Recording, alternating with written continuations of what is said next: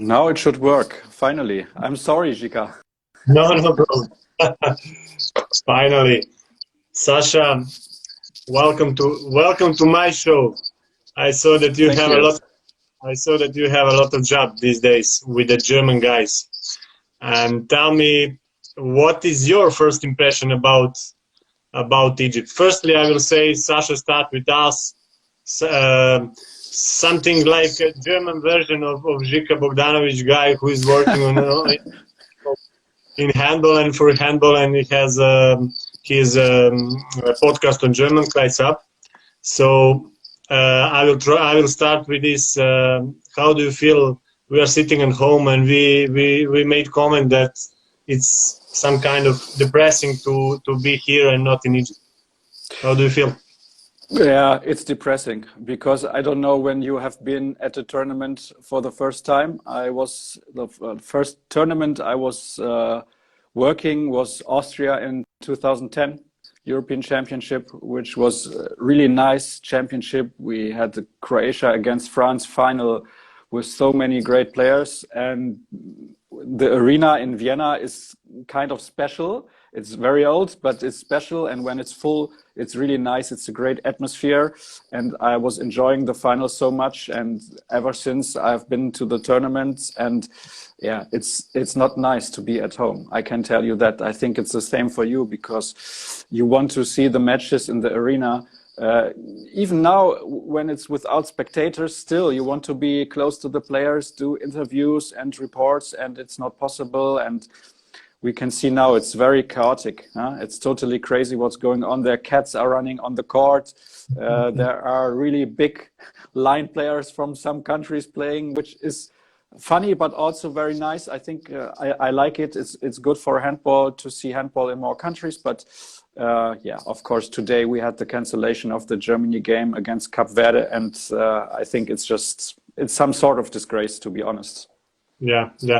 I was in my first event is 2008, but Women's Euro in Skopje in Macedonia, and after that I was in Zagreb where I watched this famous final between Karabatic and Balic in 2009, face-to-face moment.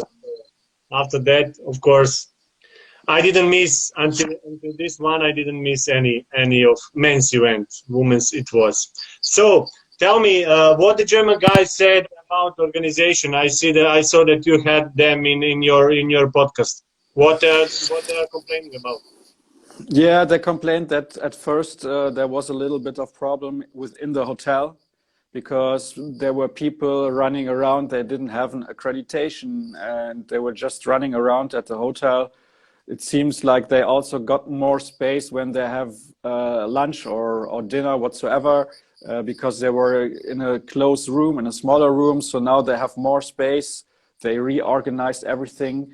Actually, the vice president of the German Federation, Bob Hanning, he said that there is everything perfect right now at the moment, that even in Europe we couldn't do better than it is now. But at the beginning, it seems there was a little bit of chaos. I think maybe it would have been smarter to get all the teams to Egypt 2 weeks earlier and then have time to organize everything in a better way. Now everyone is very negative, and I don't think that's good for the image of handball. Yeah, at least I was in that hotel. That hotel is near pyramids in Giza. I was in that hotel during the draw event, and I can confirm that this area for a dining area it's really small. Yeah, but they have a wonderful park, wonderful garden, and wonderful weather. So it is quite better than in Denmark, where girls were stuck in the hotel and couldn't even go 3 meters outside of the building. So for the head and from psychological point of view, I think that it will be easier for men in Egypt than for girls in Denmark. Yes, I think so too. And I talked to our good friend and colleague Bjorn Partzen, who's been to all the tournaments since a long time.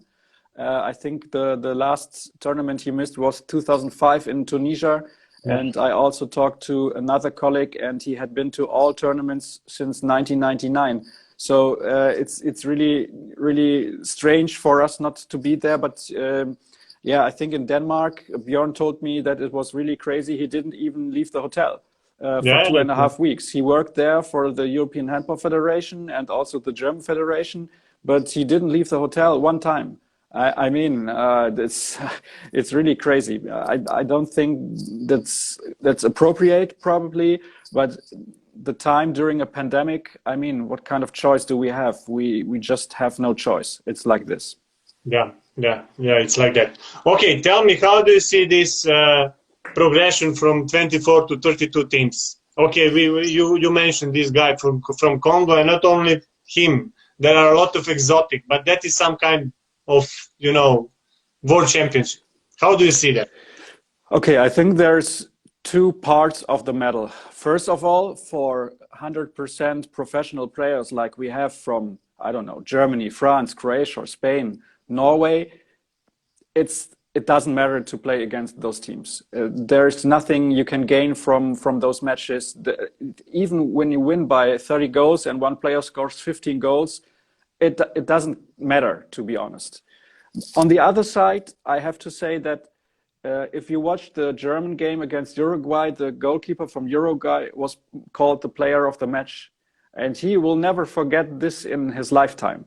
For him, this is probably the greatest moment of his life, apart from maybe getting married or having children or whatsoever. But this is the best moment of his life. So I think it's good, and yes, I know that in Uruguay only 100 people in the senior section play handball. They only have 6 teams in the whole country, and handball will never be big in Uruguay. But let's look at Chile. Chile has progressed in all of the world championships. They got higher in the ranking. Brazil, they came from 6 down against Spain, excuse me. And I mean, 20 years ago, who was taking Brazil seriously? And there is some progression because the sport is getting bigger. It takes a lot of time. And when I hear that Uruguay is winning a qualification game against Bolivia, 55-1, I don't know how they play handball in Bolivia. I think we could both play on the national team in Bolivia. But I think it's something that needs time. I know that those results right now, they look awkward, but have to look back 20 years ago, what happened. Look how Macedonia played in the first European or World Championship, what kind of results they had, and how they progressed other small countries. I think we have to be patient, and we don't need to worry too much about those results. They happened 20 years ago as well, and nobody cared back then as well. So yeah. Uruguay, they were so happy after the match against Germany. Even they scored 14 goals. They were like, high school excursion. They were happy, and they were making jokes and everything. So from the one side, yeah, it's very nice to see them. From the other side, it's boring for maybe European TV viewers and so on. But there is a reason why they are here, definitely, or why they are there. Yeah. I think the biggest problem is, or it's a shame that the USA is not there. Yeah. Because I think it was a big boost for handball that ESPN is now showing games of the World Championship and USA is not playing. And now they have to wait another 2 years. They are not going to the Olympics. They are not going to the European Championship because they can't go there. And they have to wait another 2 years. And I think that's stopping a little bit the progress in handball. I know that handball won't be the biggest sport ever in the US. We all know that. Yeah. But even if it's getting a little bit bigger, it's getting money for handball. You can use that money in other parts. Maybe, for example, IHF could use somebody to do statistics. That would be very nice. Yeah, I think this money can be well spent and help the sport progress. Yeah. Okay, tell me, Germans, how do you comment this cancellation of the appearance in Germany from other part of the world? I will not say exactly what the people think about it, but it's something maybe sometimes unpolite. But why they decided to? How do you see that? Let's say. Okay, by the rules, they don't have enough players. Yeah, they have to have enough players. I think one goalkeeper and 10 players. So they have to have that amount of players. If they don't have that amount of players, they can't play. That's the rule. So what should they do? They probably should have brought more players at the first place. I don't know if that was possible, if they had too many infected players. My issue is not that this game was cancelled. This can happen under the circumstances we have right now. My problem is they played against Hungary. And maybe one Hungarian player got infected. We don't know that. And then Hungary plays today against Uruguay. Another player might be infected from Uruguay and so on. And maybe they infect, because they're in the same hotel, somebody else, because they will be running around in the hotel. You meet other people. It's not like you can just stop it, because there's no way to control it. This is a problem. And then in 2 days, Germany plays against Hungary. Who knows if then 5 German players will get infected by whoever, I don't know. Maybe by some Hungarian players who got it. So what happens if both Hungary and Germany, they will go to the main round, and then they play against Poland, Spain, and Brazil probably. They infect all those other teams, but the infection doesn't come through. All players are still negative, and then by the semifinal or quarterfinal, let's say by the quarterfinal, we have 15 infected players. They are all positive on match day. What will the IHF do? Will they cancel all the quarterfinals? I don't know. Yeah. Very problematic. Okay, tell me, what do you think about this German squad? A lot of players didn't want to come, but you have a new coach, new energy. What they can do in Egypt? Yesterday, I talked to Christian Dissinger from WADA, and I asked him, I compared the team to the 2016 team from the European Championship in Poland, where 6 starting players didn't go to Poland because of injury. And they were injured. They wanted to go, but they were injured. And it was no random player. It was Uwe Gensheimer, Patrick Winczek, and other good players, Paul Drucks. They were not going to that tournament. They won the title. Nobody expected them to win the title. And I talked to Christian and said, don't you think it's comparable? And he said, he doesn't think so, because now everybody is expecting the quarterfinals. Quarterfinal, they have to go there. But look at the results. Brazil against Spain was a draw. It's not sure Germany will beat Hungary. They are the favorites, but it's not sure. So if you don't beat Hungary, it's not sure Germany will go to the quarterfinals. But everybody expects this. Although I think the team is all right. It's still a good team. Pekela is not there. He was the MVP of the Champions League Final Four. Winczek is not there. He was Germany's Player of the Year 2 years ago. But then we have Johannes Goller from Flensburg, who's playing in the Champions League every week. And he's playing extremely well. He will be a fantastic player in the next 10 years. He's really, really good. I think he's on the same level as Winczek right now. Not as good as Pekela, but he's as good as Winczek as the whole package. And we have Fernhaber, second line player, who used to play for THW Kiel. So it means he's used to play Champions League as well. He's also a good player. Maybe he's not as good as the other two, but he's okay. Biggest problem for Germany is the backcourt. We don't have a player except for Julius Kühn, who can score easy goals. And if Kai Hefner on the right back position is not getting into the match, I think we have a problem on this position.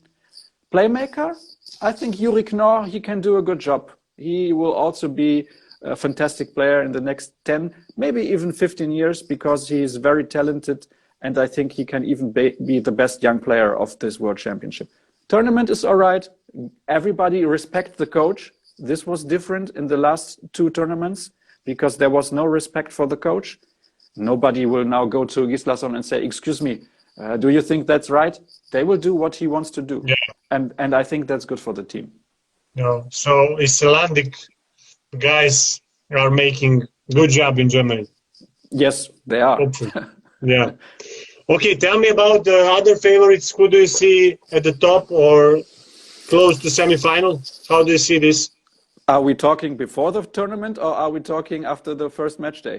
Because then I have a We are problem. talking now. So what did it? Yeah, there were some strange results. Let's say this Croatia draw and so on, but Yeah, and the win of France against Norway. For me, it was a big surprise. I mean, you saw the two games of Serbia against I France. saw. Did you think that France could beat Norway? I don't think so. Uh, Serbia played well in those two games, but still, you expected more from France. I think from two games against Serbia right now, France has to get at least one win, with all the respect to Serbia, but they have to get one win of the two games. They didn't even get that. And then they go there and they beat Norway, and they did it in a good way. They played a good match. So I think they can go to the semifinals maybe. And also I think I like Portugal. They were my pick for the bronze medal. Before the tournament, I had Norway first, Croatia second, and Portugal winning the bronze medal. It's still possible, but then Norway has to beat Portugal and Iceland. Portugal is very good. Then it depends what Portugal will do against France. Portugal did very well against France in the last years. Yeah. So maybe Norway is not even making the quarterfinals. Can you imagine? This team is not going to the quarterfinals? I'm not so sure. Yeah. I don't know. Maybe they are out of focus a little bit at the start because you saw the Sagosen statement and he was mad on organization. Maybe he lost focus for the first match. Now second was much better. Yes, it's interesting because I talked to Quentin Mahé from France some weeks ago, and I also talked to Zouzou Oulé, the former French player who's working for the French television, and I asked them about the pandemic. It was not even a topic in France that they would maybe stay at home. They were focused on playing handball. Yeah, and in Norway, in Sweden, in Germany, it was a big topic. If you are there, focus on playing handball and don't care about the circumstances. You have to play the sport. Maybe, as you say, Sargosen was a little bit distracted and the team was maybe not focused enough on the match. France, I can swear 100% they were focused on the game. And in the first 10 minutes, you could see that in the match. So, yeah, I think the funny thing is both French goalkeepers played first two games very well. I think they have a problem in goal. Now they don't have it anymore for some reason. I don't know. Yeah, and Quentin Mahé, he is currently the third right wing in West Ham, but he was very good and as a first playmaker of France team, and he was, let's say, man of the match against Norway. Yes, and for him, I think it's important to stay calm because he can sometimes be a little bit too heated and just try too much. If he plays like he played in the first matches, France is very fine with him also on the playmaker position. So it will be interesting to see. They have so many options on the right back position, so many good left-handers. Many would be the first choice on other national teams because they are so good. It's hard to predict. Even Iceland coming from this group with Portugal to meet Norway and France, if they have a good day, they can beat France. They can beat Norway. It's possible. It's nothing like would be totally shocking because they have good players. But yeah, it's very tough to predict. Also, Denmark, we have to see how they do throughout the tournament without Rasmus Lauge. Morten Olsen is not 100% with his finger injury. Croatia just a draw against Japan. How on earth is this possible? They have to beat Japan. There is no excuse. Yeah, now without Luka Cindric, Karadzic is injured, so Šego is out because of injury. So it will be very interesting to see what they can. And opinion in Croatia that they are now mature and ready to win the gold medal. And there is a story about Lino Trevor who came and became a world champion, and now he has to leave. And some stories like he has to finish as a champion, like in 2003 in Portugal. So they put big pressure on them, and they have problem with the squad. So we will see. Yeah, it's very difficult when you lose your most important players. Luka Cindric is a fantastic player. They don't have Karadzic. I think they need Duvnya, Karadzic, and Sindric to be successful. They already don't have Luka Stepancic, who's out.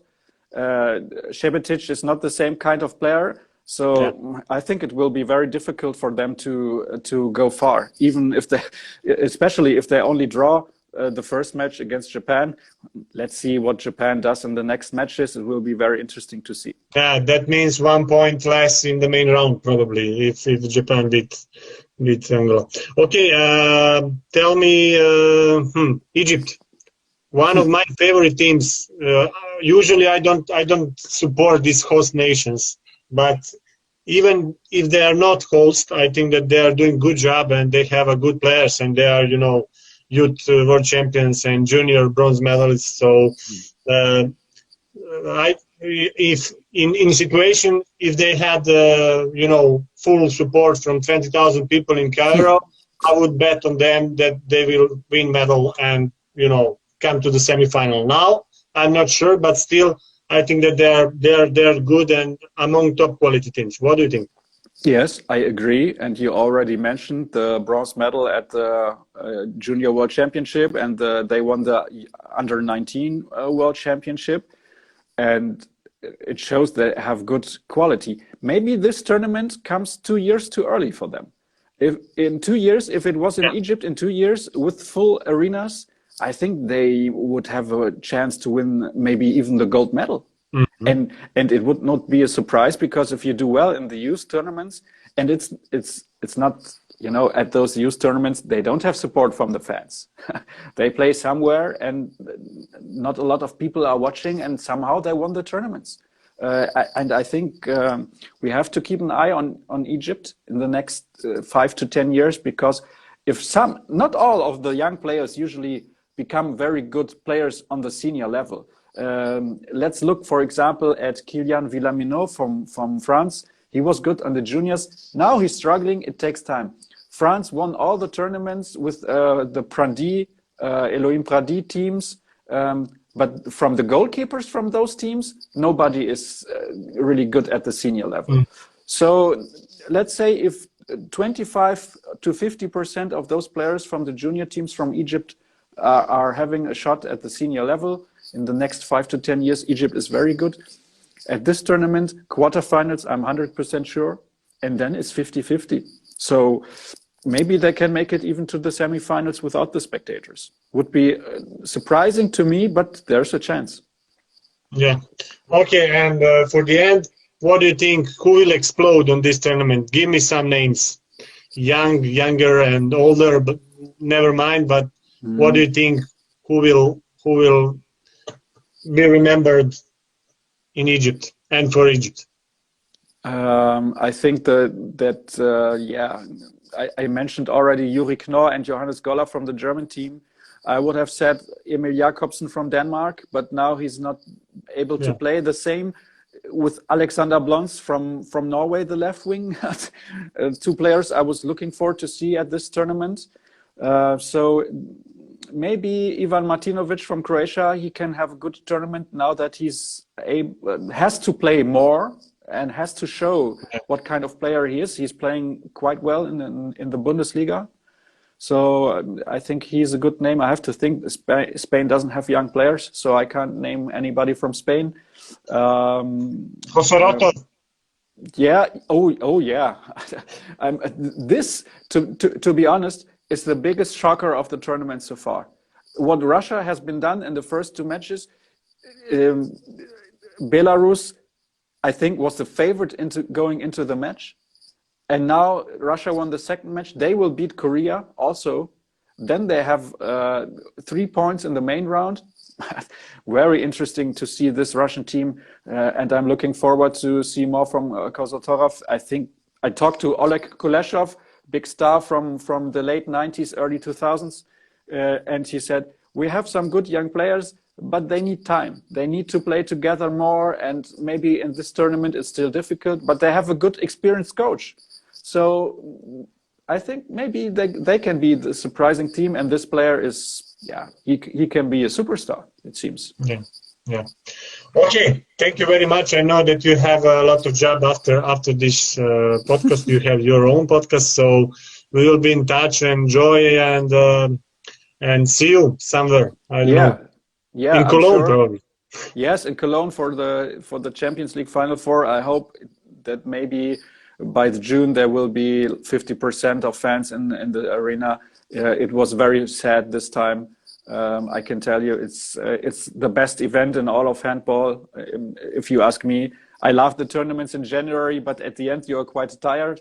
But this weekend in Cologne, it's really fantastic, and I can't wait for the summer, to be honest. Yeah. Okay. Thank you very much, and see you. Yeah, thank you, Jika. Have a good tournament. Thank you. Bye. Bye.